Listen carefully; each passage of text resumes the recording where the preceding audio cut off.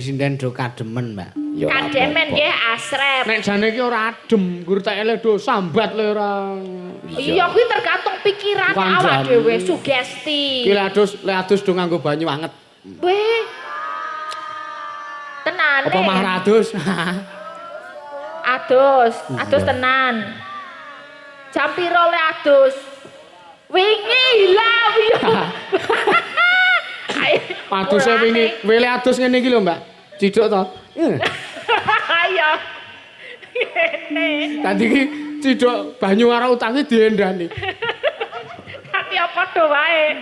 Jane lek didusi ki apa? Dadi sakjane biang kerok lalere Pak Ipung ya sinden-sinden iki ketoke.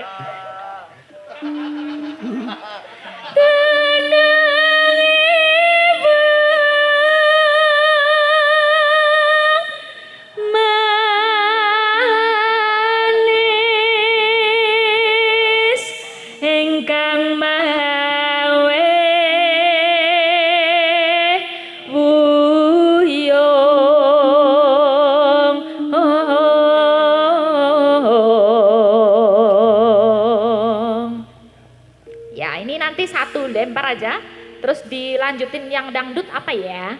Kayak lali janjine apa memanik gitu, apa gelo juga. Gelo, ini tadi ada request oh, iya, itu juga bagus. Itu. Iya.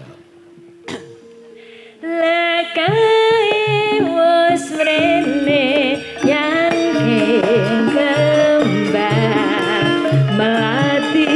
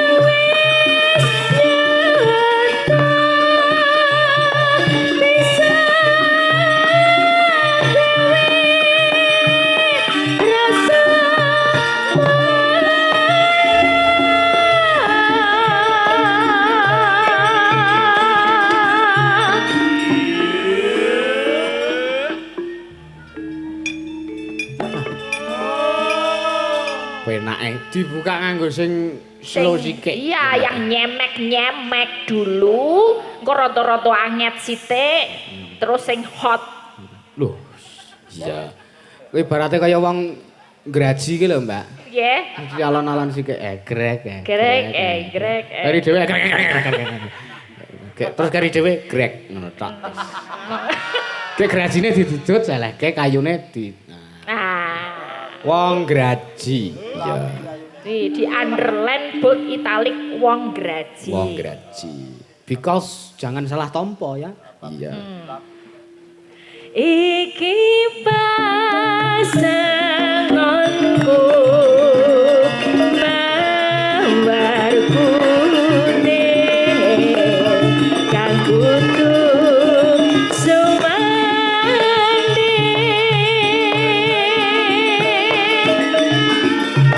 pangajapku asih lahir terus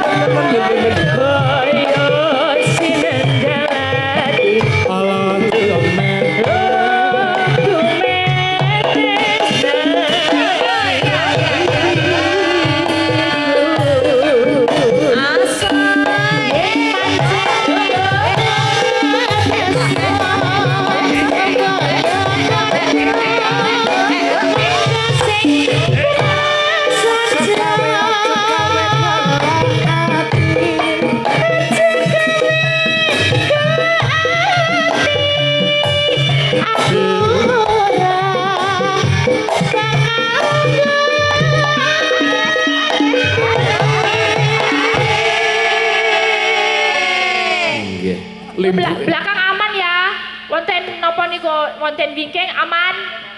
Aman nggih. Oke, tertib nggih sedaya nggih. Tertib. Oke aku ngene jenenge nonton wayang ning Anggro Wondo ki mesti yo apik-apik wargane tertib. Nggih. Kabeh madhep rene. Lah iya lewat dhewe nang kene kok ya piye? Nah nek sing madhep rono berarti agi nguyuh. Wah iya.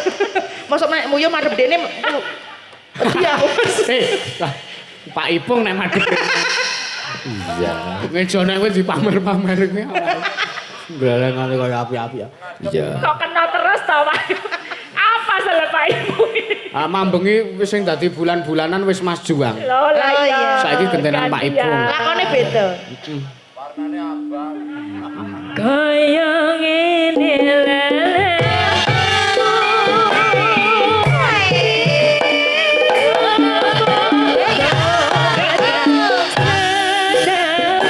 Jeneko